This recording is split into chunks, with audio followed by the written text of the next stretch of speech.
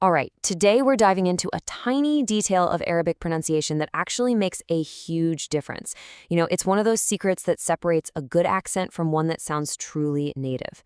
Nailing this single concept isn't just about sounding better, it's about making your speech flow with a whole new level of confidence and authenticity. So here's how we're going to break it all down. We'll start with the problem, what I'm calling the Dammah dilemma, then we'll get into the main rule of continuation. After that, things get interesting. We'll hit a plot twist with 3 key exceptions, learn the special technique for them, and finally, we'll build your personal pronunciation blueprint so you can use this right away. Okay, let's jump right in. We're looking at a very specific puzzle that pops up all the time in spoken Arabic, and honestly, the answer isn't what most people think. So here's the big question. Imagine a word like subu. To say the first part, su, you have to round your lips for that oo sound. But what happens immediately after that? Do you keep your lips rounded as you go straight into the boo? Or do you kind of reset your mouth to a relaxed, neutral position in that tiny little gap between the letters? Now, one way sounds like beautiful, flowing Arabic, and the other? Well, it's a super common mistake. All right, time to solve this puzzle. Let's look at the correct method and really get why it works so well. It's actually pretty simple. Here's the side-by-side. On the left, you've got the incorrect method, returning to neutral. This just sounds choppy, almost robotic, like you're spelling the word out. But then, look at the correct way on the right. Dammah continuation. See how your lips stay in that rounded position? It creates this smooth, connected, and totally effortless flow. This is the absolute key to making your pronunciation sound fluid. So let's actually put a name to this, right? The technique is called Dammah continuation, and it's exactly what it sounds like. You just keep your lips rounded when you have letters with a Dammah back to back. This is what makes sure the vowel sound stays consistent and the word is said as one single uninterrupted unit. And listen, this quote from the source material really hits the nail on the head. Going back to neutral creates an unnatural pause that literally splits the word in two. It just shatters the rhythm. And if you're familiar with Tajweed, the art of reciting the Quran, you know this kind of flow is absolutely essential. The main takeaway, that flow, it's everything. All right, so you've got the main rule down. For Dammahs in a row, keep those lips rounded. Seems easy enough, doesn't it? Well, just when you think you've got it all figured out, Arabic pronunciation has this fascinating little plot twist for us. Yeah, you guessed it, there's a catch.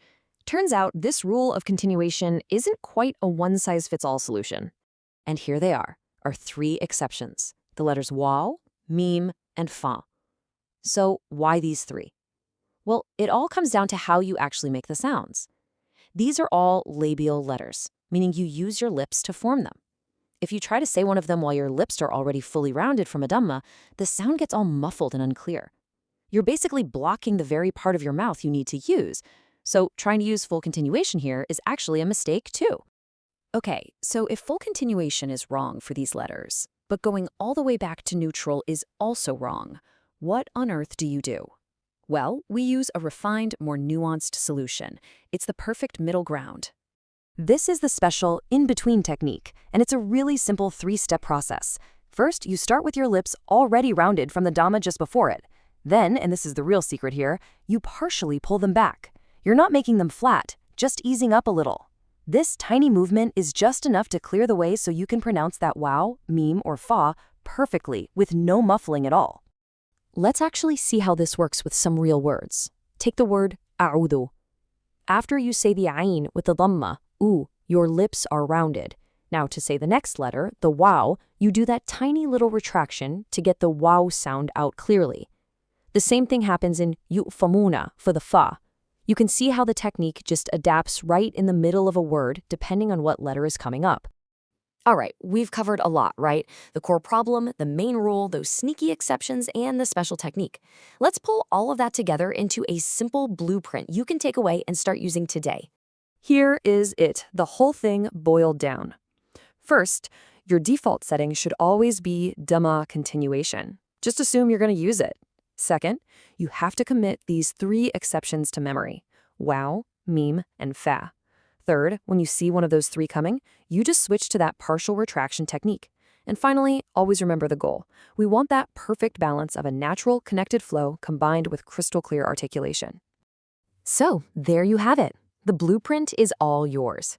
The next time you're reading Arabic out loud, or even just listening to a native speaker, I challenge you. Listen for it. Can you hear that continuous flow? Can you spot that tiny little change when a wow, meme, or fa shows up? Actively listening for this rule is how you go from just knowing about it to truly owning it in your own speech.